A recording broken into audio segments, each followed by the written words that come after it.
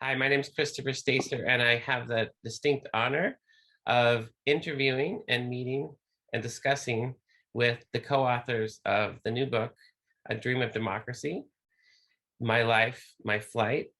And this was written by Helmut Siewert and Cheryl Bartlam Dubois. And they just released it last month. And we're really excited. I guess one of the things is that the 4th of July, Independence Day, is coming up shortly. And Helmut, I would say that you are living history. And this book, it's wonderful that you're able to publish it and get it out to an audience that very few people or even know people alive from World War II, let alone from Germany. And you know, his birthday is on the 4th of July. I did not realize that. You know, that was one of the reasons I wanted to call the book A Dream of Democracy. That's wonderful. I mean, I think it's really kismet that he was born on the 4th of July. That is wonderful. So we'll be getting into the story a little bit, but why don't you tell us where you were born, Helmut? I was born in a very small town called Ublek. It was German at the time, but now it is Eastern Poland. Because when the World War II ended, Poland lost some property to Russia. Russia took it away and they shifted Poland to the west. And that eliminated my birthplace being in Germany. Was originally Eastern Prussia, but it was part of Germany. So I have visited ever since. It was on a nice town, and I lived there until I was about 5 years old. And I really was fishing on the lake. We lived on the lake, and it was it's a beautiful area. I've been there twice since then. Was received very well. And in fact, I got stuck in the mud there in one field, and a Polish farmer pulled me out with his tractor and didn't want to take any money for the help and so on. So it was great. I like my memory of my birthplace. And the place where the Russian invasion came, was that your next home? That was my next home. My dad had a wound on his leg, and he could no longer work as a farmer. So we moved to a small city in West Prussia, and I lived there until I was 10 years old, and then the Russian invasion came on early January of 1945. And I had a wonderful time. I went to school there. We had actually, until the Russians arrived, it was almost like peacetime, other than the fruit was on food stamps, and there was limited amount of food, but as a child, I didn't experience any problems at all. Well, one of the reasons it was so peaceful there is because the planes couldn't reach that far. Is that correct? Well, the Russians didn't have many planes, so we didn't experience any Russian planes, but the British and the American planes couldn't reach quite that far into Germany, and we had no military significance in that town anyway. It was just a peaceful little city, and it was great, and I loved it there. I had a number of friends and so on and so forth. So. And you had been in the Hitler Youth. Well, it was customary that when at the age of 10, most, and I would say 99% of all the boys were initiated in the Jungvolk, which is a which is the start of the Hitler Youth Right. at that time. And you didn't really have a choice. You pretty much had to join politically because your father worked for them. Yeah, my father worked for the administration and didn't give me a choice, particularly since the school was quite progressive in that area. And so I was sworn in and I was used to shaking hands with people, but they laughed at me because I didn't say Heil Hitler. I didn't raise my arm. I didn't. Heil Hitler salute. I didn't. So I was a little bit embarrassed there, but Right. I didn't know the difference. And I was, we went to a church and our greetings were handshakes, and this was raising your arm. So I was struck by the description in your book, and it sounded as if it were almost Boy Scouts. That was what I imagined in my head. Like, yeah, we had a lot of sports activities and gatherings in other towns and cities. And that part was great, but Hitler's idea about the young people were bringing them up in good physical shape so they could become new soldiers. I mean, that was the whole. It wasn't for our benefit, but it was for his. And except for the hand grenades, everything was more like the Boy Scouts. Right. Right. I mean, obviously there were some ideological seeds that were being planted as well, it sounds like. Oh, absolutely. Absolutely. We had to learn how to march. We had to learn how to do certain physical exercise that were not that beneficial, but we had to learn how to do them. And we had even some wrestling at that point, and defensive moves. And so it was, some of it was enjoyable as a young man, or young boy, I should say. But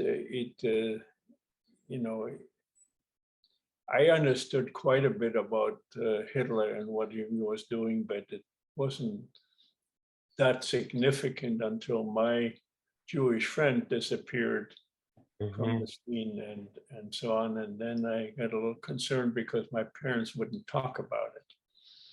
Yeah. So. Yeah, I was going to ask you about your Jewish friend. Do you want to say anything more about him? Well, Jacob did not go to my school, and I met him. He worked one street away from, actually back of our house, and we befriended each other. And I asked him why he didn't come to the school. Well, he says he was going to school someplace else. He was taught by a rabbi, and I didn't understand it. I didn't know the Jewish history in that city, other than I knew some of the stores were destroyed and so on. So during Kristallnacht. Yes, so he took me to a almost totally destroyed building, and we sat inside. Some of the walls were still up and so forth. So I asked him, it looked like a church, and he explained that's where he went to school. It was a synagogue that was destroyed by the Nazis, along with other stores and buildings and so on.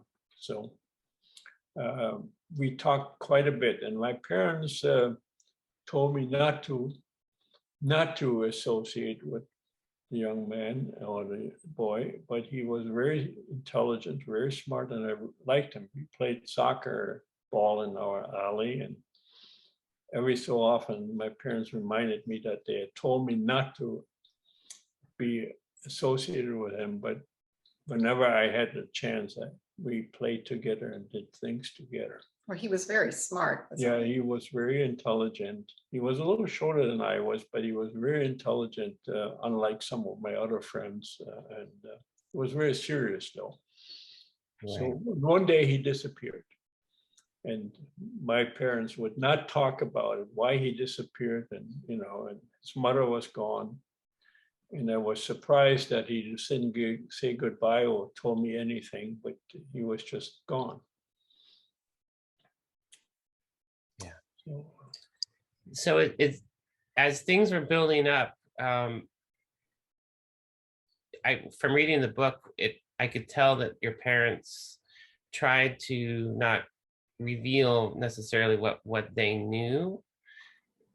Was there kind of like a complicity of silence, you might say, amongst people? Like there were things going on, but nobody really wanted to talk about it.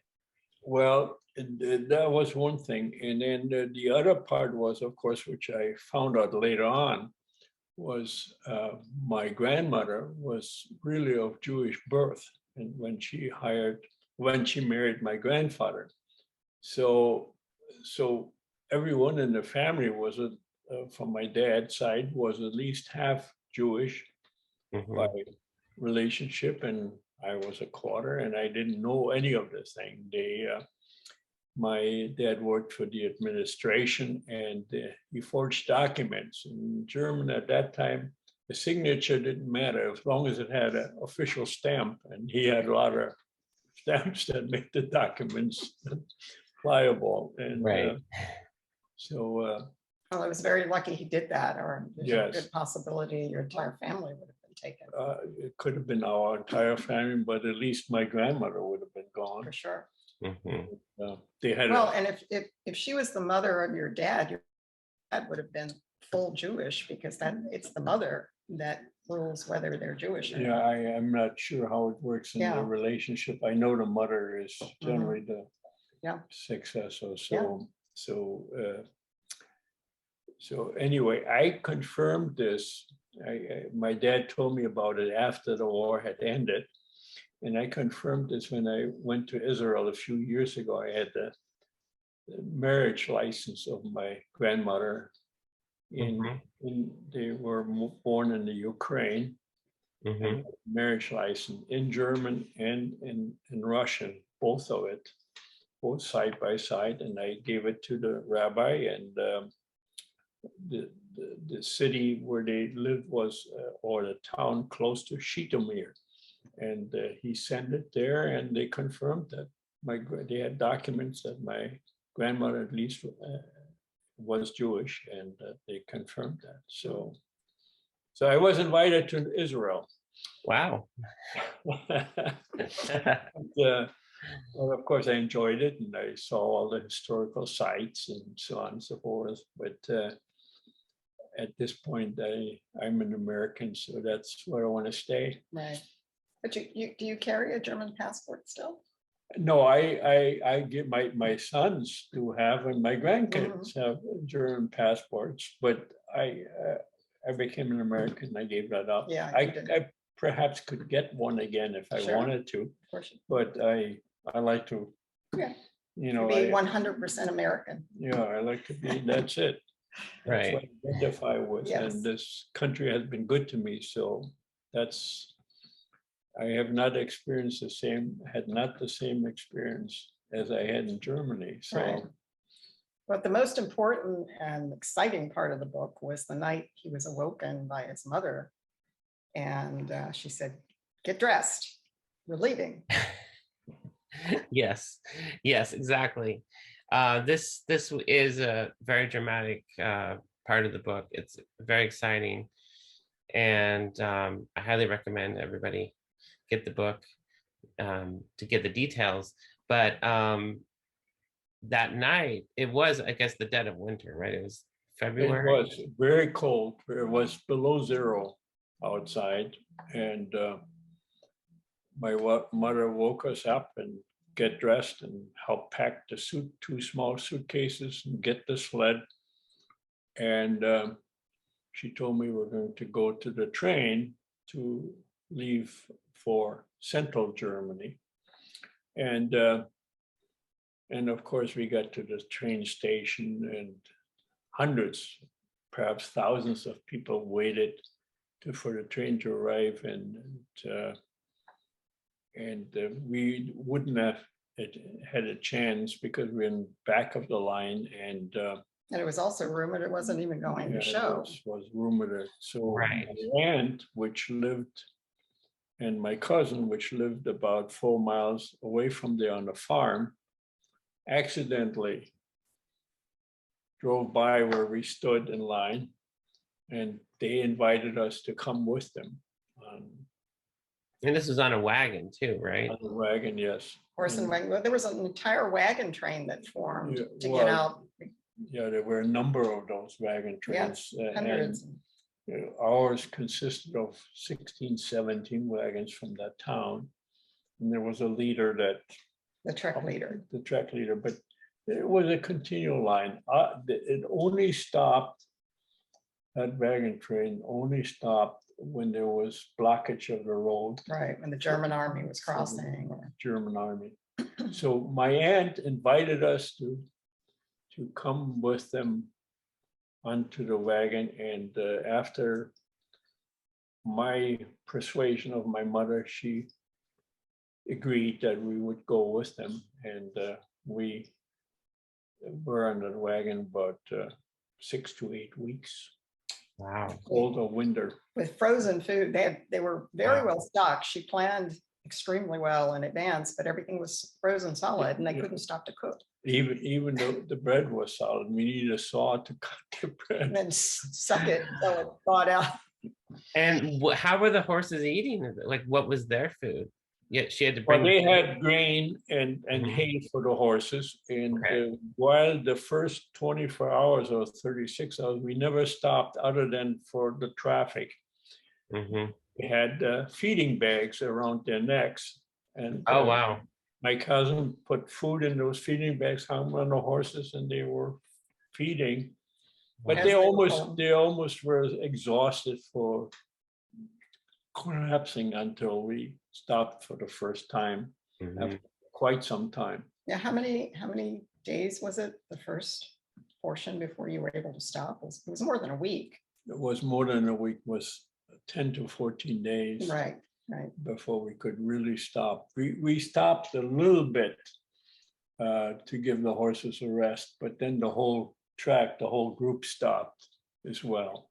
So we never left that group of farmers. And your water supply was just snow. Yeah, there's snow, and then we melted the snow and we stopped if we Mhm. could, if we had time. Amazing. So how faithful it was to be standing at the station in the chaos with the lines of hundreds of thousands of people trying to get on a train that wasn't coming. It's just so faithful that chance encounter, faithful encounter, divine encounter. We all found him because it Yeah. was just such a mob scene. It was just lucky that they found each other. Yeah. Yes, the train station was it was a dead-end train anyway, our town. And that abutted the main road where all the farmer refugees came. So we were kind of at the end, and that's how we saw them, and they saw us, and they just came by. In fact, they were originally wanted to stop at our house to pick us up, but we didn't know that. Yeah. Right. And so on, but it was very, very unusual that they found us and we found them. Had your aunt been anticipating then the need to take this kind of move? Yes, she had, apparently she had more insight than my mother had, and because my dad was in the army, and so And her husband was in the army too. her husband was, but she had my cousin Wilfred, which was 4 years older than I am at that time, and they had talked, and they had loaded up the wagon and prepared for almost a week before they left. Wow. So And they were still living on a farm, so they had a wagon and horses. Yeah, but you they didn't. had. We didn't have any. Yeah. We lived in a small city, so we had no. Yeah. And livestock. Other than the sled. Yes.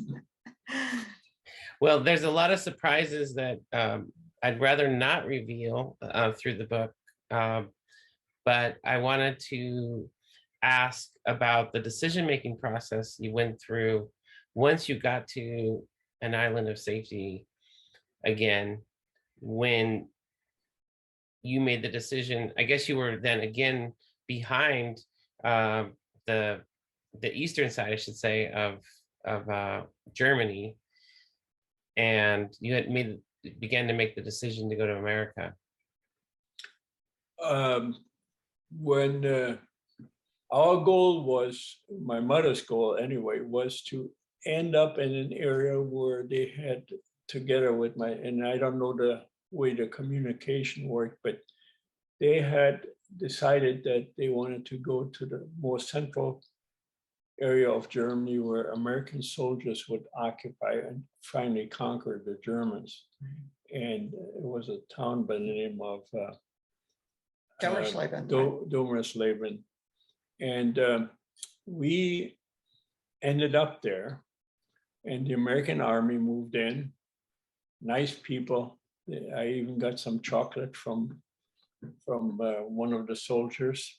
And excuse me for interrupting, but the penny, because it's on the cover of the book, the penny in the compass, Yeah. he gave you an American penny, right? Yeah, he gave me an American penny, and besides some things to eat, and and I we had no school, we had no railroad, we had nothing at that period because most of it was destroyed. And then one morning we woke up and the Russian army had moved in, the Americans had moved out. So it was a very disastrous for us. It was very tough to realize that we tried to avoid the Russians for almost 3 months, and here we are anyway in the part. So it was an area where by agreement, Yalta Agreement, Americans and Russian had decided how they're going to divide Germany up. And I guess the British representation was there also. And so it... and the British and Americans went too far. Yeah, and then had to they had to retreat. Now, one of the things that you neglected to tell Chris is why you were so anxious to get away from the Russians, how they were killing the men and boys and raping all the women.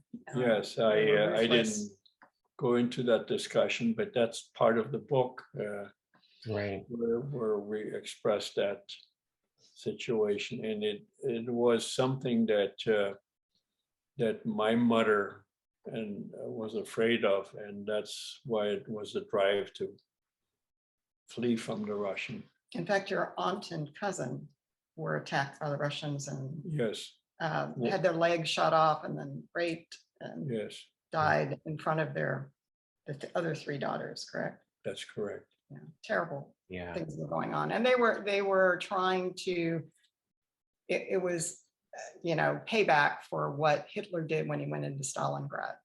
right, exactly.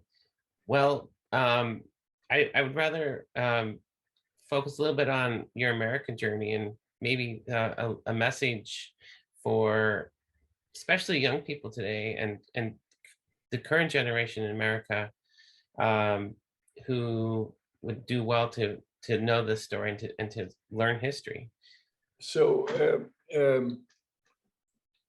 because of the Russian occupying that area, I had to stay, my dad had to stay, but we crossed the border a few times between West Germany and East Germany to get food because we was never enough food. So I stayed there and in East Germany until 1952. That's when I decided to cross the border into Western Germany, and I had a job as a bricklayer, and at 17 and a half years old, and I got 4 times as much paid per hour as I did in East Germany, and food was plentiful. Things were ready to. That's why I had my first Coca-Cola in 1952, and immediately after about 2 months, immediately I applied to immigrate to the U.S. because I knew my relatives were already in the U.S. I had left a year or 2 before that, and I know my aunt lived in Milwaukee since 1932. So we knew all about it and so on and so forth. And there were several reasons to wanting to go to the US. Well, first of all, I had read many books when I was a boy on US history and so on, and many books on Native Americans, and I know the freedom that was presented, even though the books were prohibited by Adolf Hitler. But we had, my friend had, his mother was a former teacher, and she was hiding all the books, and so we had time to read them and read them, and I was excited about going to US. But it took me 2 years until I had my visa to come to the US. And finally, when I had it, I was just overjoyed. And I left as soon as practical. Wow. In the meantime, my parents had joined me from East Germany to West Germany. They stayed then in West Germany. And you got across the border because your uncle worked at the checkpoint, didn't he? Yeah, my uncle, my dad's brother, one of them anyway, worked for the West German Border Patrol, and he helped us getting across. We crossed the border several times for food. Right. Close a blind eye and Right. Right. Well, exactly. Sorry. It does, but from my later history, hearing about how many people were shot trying to cross between East and West, say Berlin, I imagine it being very dangerous and risky to cross. Well, they were actually arrested once. Yeah, we were, one time we crossed the border, my dad and I was arrested, and we already were coming back from West Germany with food and backpacks on our back, and we arrested, and we were put in a cell for 3 days and 3 nights without a light, without windows, without anything, and then without food, without anything. And then after 3 days, they came back and gave us our passbook and said, you can go now. And we asked for our food back, and they said, well, we don't have any. They already ate it. They already kept everything. But they said, don't do this again. Well, we went 4 or 5 miles by foot, and we turned around and went right back to West Germany. Oh, wow. Some more stuff. So he was obstinate. He didn't obey orders. Right. Well, it wasn't not from the Russians anyway, Yeah. So, okay. Well, after I applied to come to the US, it took me 2 years to get I had to go several times to the embassy in one of the cities, and so then I booked a ship to called Neptunia, an old rickety ship, but it would get me there. It was where you hoped it would get you there. It took 14 days to come from Bremerhaven to New York. We had to stop in Dublin to pick up some people, and it was a terrific ride for me because a lot of the people got seasick, and I could eat as much as I wanted to. Plus, you met 2 really cute Irish girls. Oh yeah, I did too. Well, that was a title. Anyway, so I arrived in New York, and somehow every immigration officers came on board, and they checked everybody out, and I somehow was the last one to get off. Or at first, the immigration office interrogated me, suspecting me of being a communist spy. And they didn't want to let me get off, and interrogated me for 2 hours. And after 2 hours, they finally said, well, you can get off, but you need to stay in New York and need to show at certain address every day at 10 o'clock. And they didn't say how long and so on. So every day I had to go to a certain address, and my paper started that they had was bigger and bigger and bigger. And no matter what I told them, they didn't believe me. But finally, after about 14 days or a little longer, they said, okay, you can go to Milwaukee, you get a job, and if you behave yourself and stay and don't do any illegal things, you have to report to the Chicago office after 1 year. And then we'll let you know what happens. But you left out the best part of that ship story. Is Oh, when they wouldn't let him off, what did you tell them? I told them that if I'm not going back. If you don't let me off the ship, I'm going to jump overboard. I didn't tell them that I didn't know how to swim at that time. Oh, wow. So yeah, you had one destination, and that was it. That was it. I There was wasn't no going to turning give back. up that easy. And so they let me off, and I stayed in New York, and I saw the Rockettes, I saw movies, I ate well. I stayed at a place called Sloan House, which is similar to YMCA at that time. And it was very inexpensive. And but I had to ask my aunt from Milwaukee to send more money because I ran out of money for the things I did. So she wired some to one bank, and I could pick it up, and I had to.